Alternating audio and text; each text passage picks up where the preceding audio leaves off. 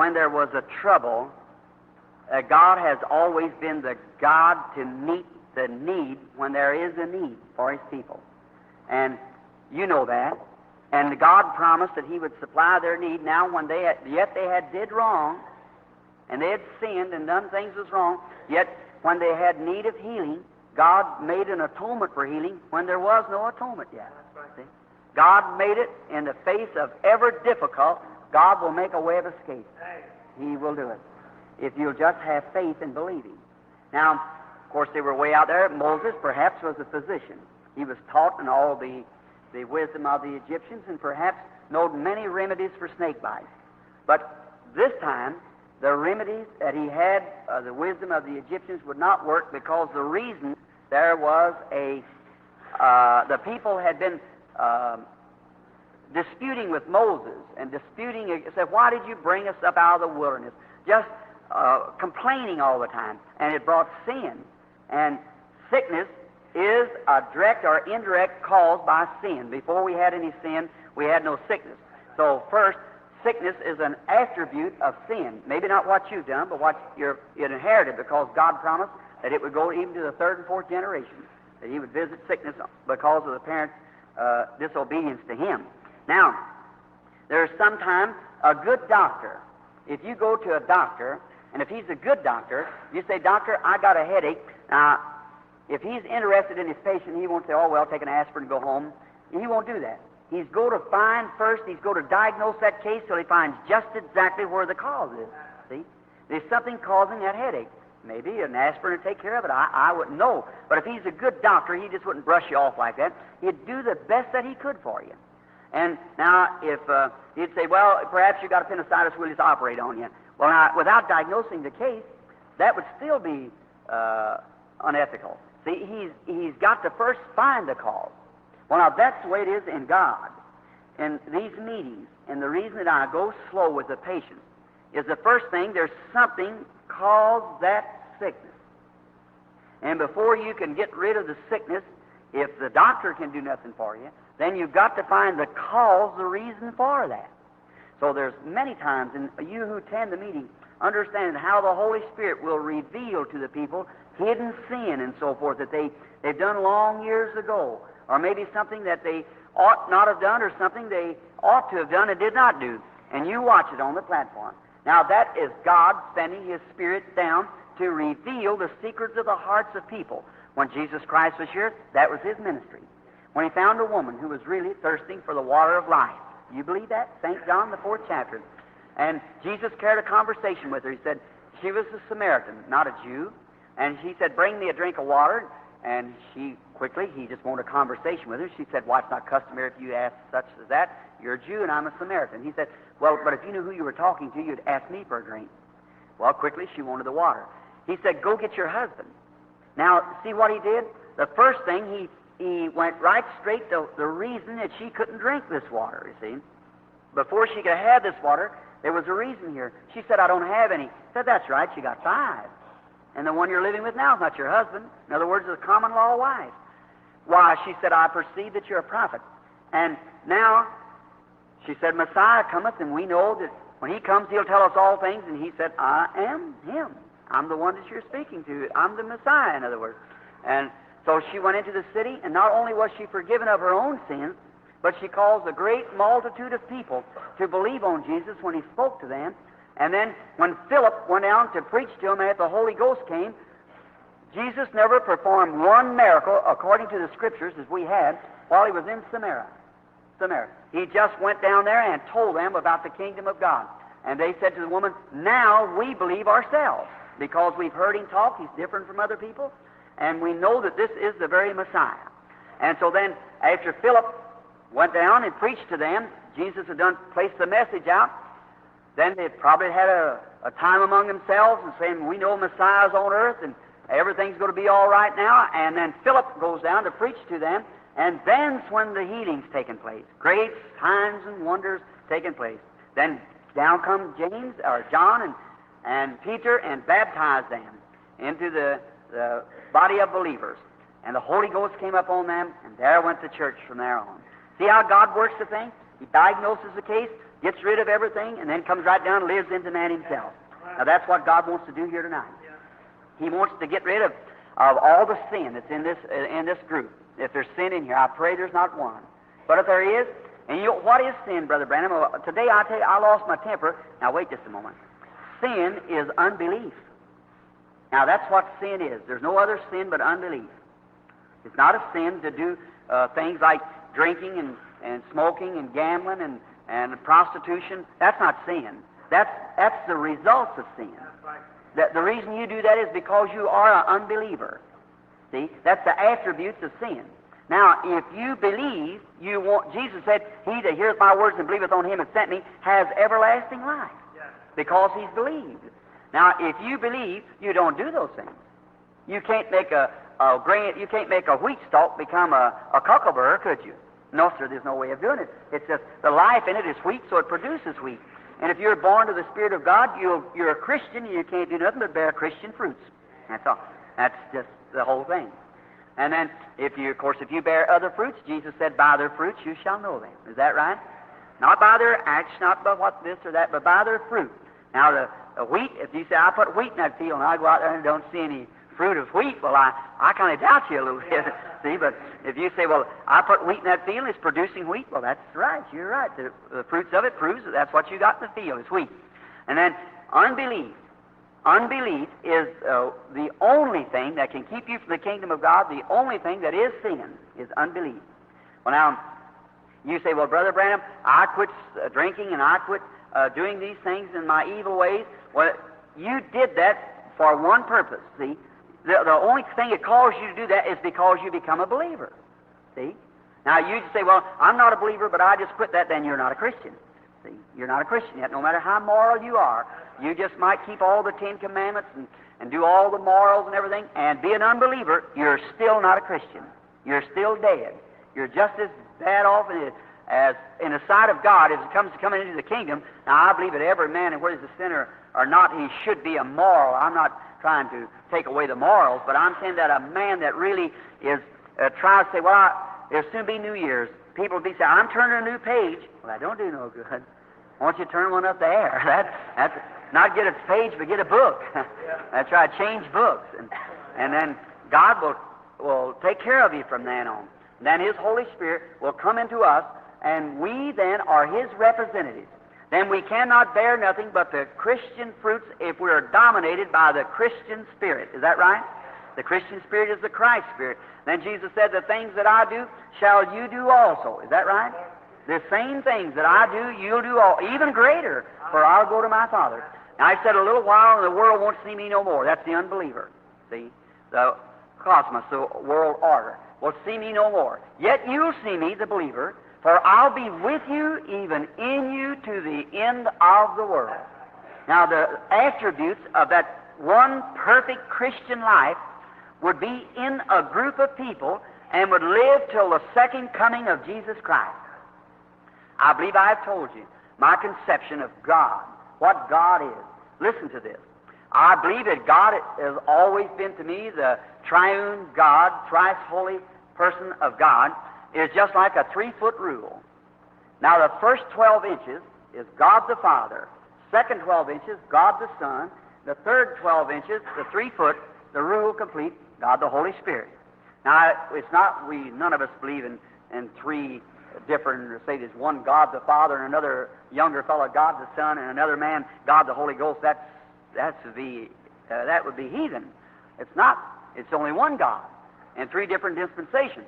Now, God, when He settled over Mount Sinai that morning and Moses was up there to get the commandments, He was in the pillar of fire. Anyone knows that was God the Father. Anyone knows that was.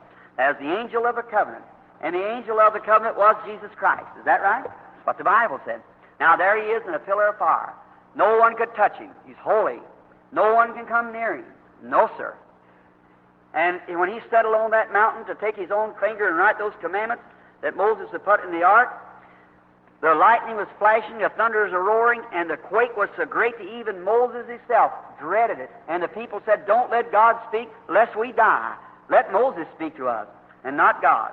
And even if a beast touched that mountain, it had to be thrust through with a dart. Is that right? It had to be killed, nothing. because that was holy God up here above. Now watch the love of God, and that ought to make you start praying for a revival. God condescending, coming down, unfolding Himself. Then God appeared there in the pillar of fire. Then the next time He appeared in a visible form was when He appeared in His Son, Christ Jesus. He overshadowed a virgin, created a blood cell in her womb that brought forth the Son of God. And God was in Christ reconciling the world to Himself. Is that right? Jesus said, it's not me that doeth the works, it's my Father that dwelleth in me. He doeth the works. See? Not me. I only do. They asked Him when He passed by them cripples and so forth down there that day, and He only healed one man with prostate trouble or something. He said, well, why didn't you maybe heal the rest of them? Like they say today, oh, you just let Him heal this one. Let Him heal that one, and I'll believe it, see? Well, then, the same critics live today. He said, I do nothing except the Father shows me first, then I do what He tells me. Now, the Father's in me, and what He tells me, that I do. Now, that was God on earth. The Bible said that He shall be called Emmanuel, which is interpreted, God with us. Is that right? Now there is God has a condescending of God coming down now. He's in the form of man. Now watch, He's just a little closer to man. Now, He had to give that blood, which was unadulterated blood, not by sex, virgin born. And He gave that blood to cleanse the heart of sexual-born men and women, you and I. And He cleansed us from our sins, that God Himself might come in the third person now and live in the human heart. God so in love with His creatures. Oh, when I think of that, my heart melts. How could that great Jehovah, who stood there and created the universes, who made all things, go out here to Mount Palomar and look through that observatory there and see 120 million years of light space through that, out there at the worlds and the solar system out there, how the worlds and the other suns and moons and worlds and stars, and 120 million years of light space. And then beyond that, still more worlds and moons and stars. And that Jehovah God that created all those things brought Himself down to live in the heart of you and I. Before He did, He had to clean His road. He had to show Him law and commandment. Then He had to come down and show Him love, and then break His way right into the heart of man. And now God is in us. That's right. Now, we are His hands on earth. We are His eyes on earth. We are His gospel on earth. And the gospel is not altogether but the Word. The Word made manifest is the gospel. The gospel come not in word only, but through power and demonstration of the Holy Spirit. Go into all the world and demonstrate the power of the Holy Spirit to all nations. Now, instead of that, we begin to teach theology. And we've had 2,000 years, and 2/3 of the earth has never heard of Jesus Christ. 2/3 of the earth don't know one thing about Jesus Christ. Think of it. Well, you say, that's over in heathen land. That's almost in the United States of America. A little city of New Albany, Indiana, where just below where I live, a census was taken about 3 or 4 months ago, and we find out that in that city, I believe, of 27,000 people, there's over I believe it's a third or a fourth of them that doesn't even go to church, belong to any church, or has never darkened a church door.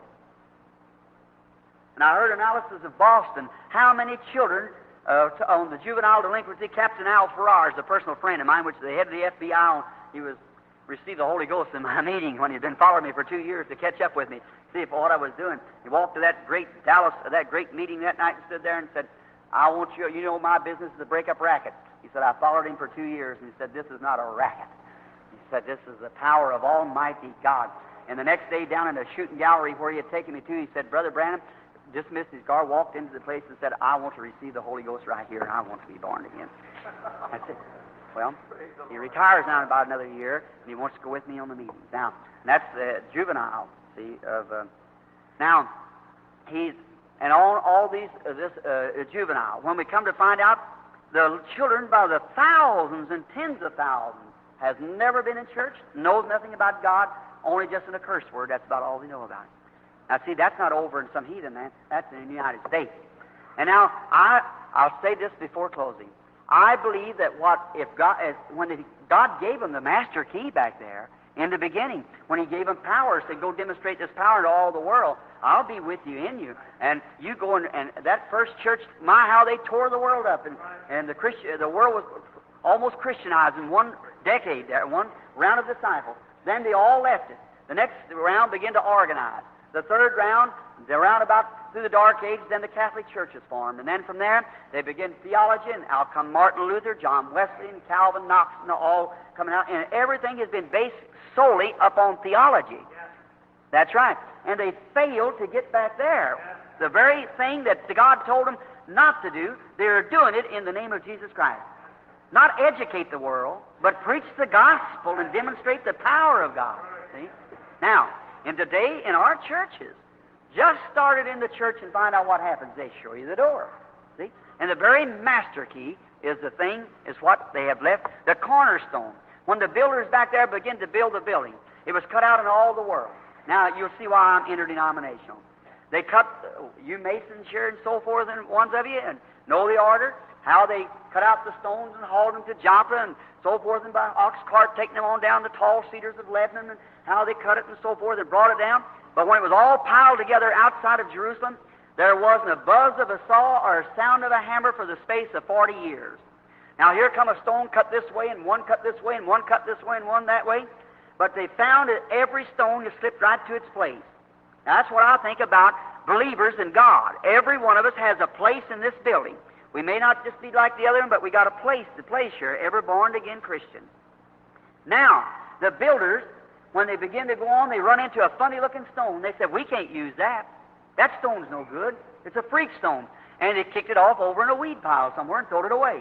And they went on building on their building and building on their building, and come to find out, they got to a certain place and they couldn't get any farther.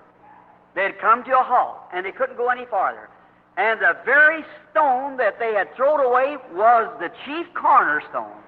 And that's where it is today, brother, sister. We've taken theology, we've taken schooling, we've taken education. Education is wonderful, but it's been the greatest hindrance the gospel has ever had. That's right, is education. I'm not saying that to want you to be ignorant or something. You don't have to be ignorant. But, brother, the people have put everything on education, theology, and look what they've done. They can't produce one evidence of the resurrection of Jesus Christ. They're no more than Mohammedans, or the Mohammedans walk face to face with you and challenge the thing. Here not long ago, Dr. Reed had received the baptism of the Holy Ghost of the Sudan missions. A wonderful man stood in my house, and he said, Brother Branham, he had degree after degree after degree. He said, but has the teachers been wrong? He said, I've been in and seen them throw the furniture and so forth and all this in the meetings, what they call the holy rollers and so forth. He said, but what I'm trying to think of, all of this that I've seen and all the degrees I've got, he said, my heart's hungering for God. There you are. In the highest rank. And fundamentalism. Now my heart's hungry for God. He said, is there such a thing as receiving the Holy Ghost after you believe? That's right. See? And look at Buddha. Buddha died 2,300 years ago, the great religious of China. And when he died, here was the things he said before he died. He said, it will come to pass before the world shall end that the God of love, now that's a God of dictator, said the God of love will send His servants, His prophets in here, and they'll come by a way that they won't leave a track behind them by airplanes. They had enough tinge in it, but having the form and denying there. See, it's the blood of Jesus Christ is the only thing. Now, and this Mohammed standing talking to Dr. Reedhead, he said, why don't you reject your dead prophet Muhammad and receive a resurrected Lord Jesus that we have? And the Mohammedan, smart, shrewd, he said, kind sir, what could your resurrected Lord Jesus do any more for me than what my dead prophet does? Right. He said, well, you see, we have the consolation. He said, so do we. He said, well, we have joy and happiness. He said, so do we. What do you have joy and happiness about? He said, well, he's coming back again. He said, so is our prophet. And said, your prophet, Jesus, promised you life after death. Our prophet, Muhammad, promised us the same thing. Life after death. So we're happy about it. and said, you just produced one thing with your Lord Jesus that I can't produce with my dead prophet now. Said, you just show me one thing that you got that we haven't got. So don't come preaching that to me, said. And the man's right.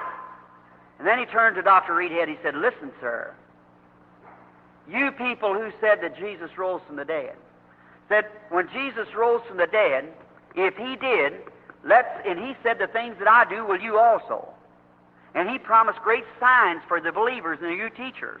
He said, let me see you all do the signs that he promised that he would do, then I'll believe he raised from the dead. Okay. Said, oh, well, we're preaching the gospel to all the world. Said, so are we. Said, let me see him produce. He said, let me tell you something.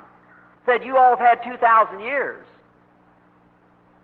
And yet we got the greatest religion there is. That's right. There's more Mohammedans. Christianity is about third. See? Mohammed's the greatest numbers of religion in the world. He said, and 2/3 of the world don't know nothing about your resurrected Lord Jesus. He said, let our Muhammad rise from the dead. Said the whole world will know about it. That's right.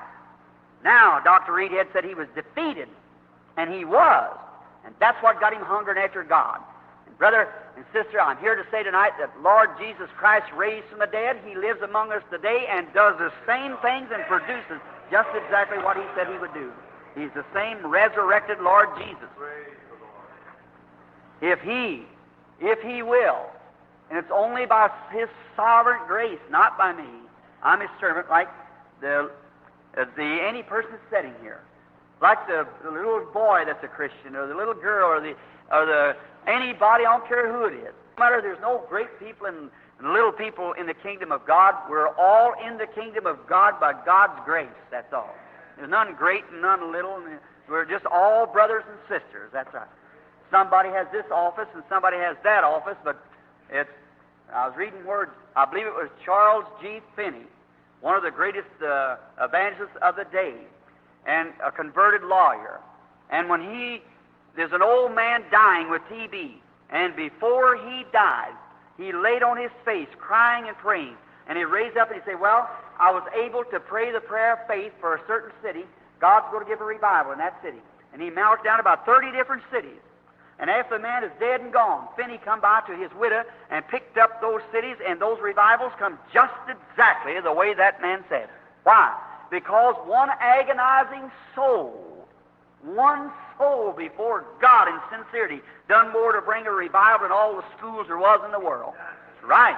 One soul prayed through.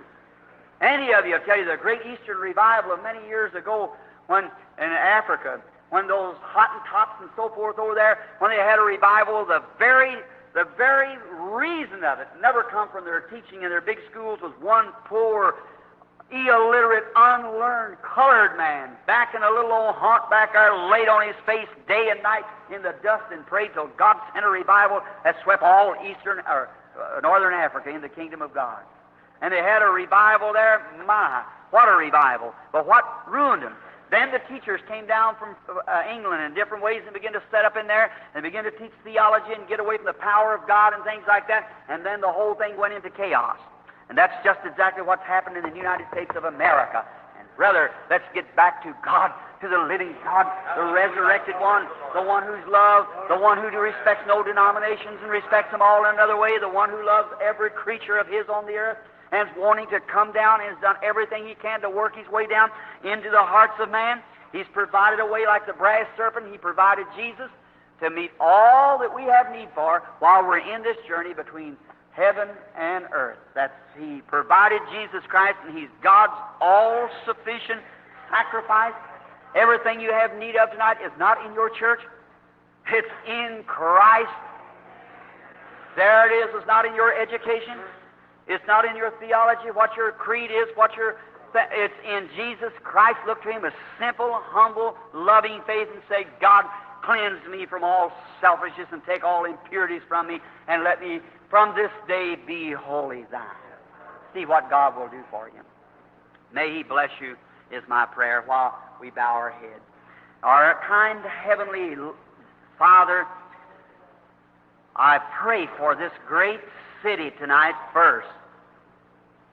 looking upon it as the overall panoramic view of it, and its whole metropolitan area, and seeing tonight how sin, I'm thinking of Sodom, when angels came down to find out if that was true. And we know that we're near something. I pray for Chicago, God, and believing it, little meetings such as gathered around over the city, true believers, as the only thing is keeping the wrath of God and judgment from being poured out right now. I think of our president across there in that meeting now, and to the nation of Russia, knowing that they have the very weapon that would blow this place till there wouldn't be hardly life left on it again, and could do it before day dawns in the morning. Then, God, I think, what keeps them from doing it? Because there's some righteous people yet praying. Oh, God, have mercy, I pray, Father, have mercy. Grant tonight in this lovely little church setting here as a lighthouse, a group of people who surrender their hearts, lives, everything they've got, willingly walk out just now and give their life freely for the cause. Believes you? Oh, Father, I pray that you'll endue them with great power tonight, great power of faith. May every thought be moved from their mind or from their subconscious that would be contrary to your divine plan tonight. Take it away, Father. Be with us now. Help thou me, Lord, unworthy, standing here as a mortal, knowing that someday I've got to face you, give an account for every word I say and every thought goes through my mind. And I pray, God, that you'll cleanse me and keep me in thy hand, that you might let me speak to my fellow man. I love them, Lord, and I want to see them all come in the great unity of God and be brought into the great millennium that's a-coming soon. I pray for everyone. And I bless these sick that's here tonight, Father.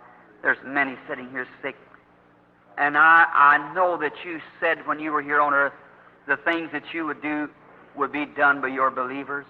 And now may you send him tonight, oh God, and may he come in his power and unfold himself into the great audience here and into the heart of every believer. And may he manifest his being by signs and wonders, that when we leave from here tonight, may there not be one person here but while we go home well. Grant it, Lord. Let the faith just meet that condition, and it will be. For thou hast said, as thou hast believed in thine heart, so shall it be. And I pray that you'll grant that tonight, and make the whole atmosphere here, Lord, a creative atmosphere of one soul, one mind, one accord, one purpose. Grant it, Lord. Hear my prayer. I pray this, that you'll grant it to us. In the name of Jesus Christ, thy beloved Son. Amen.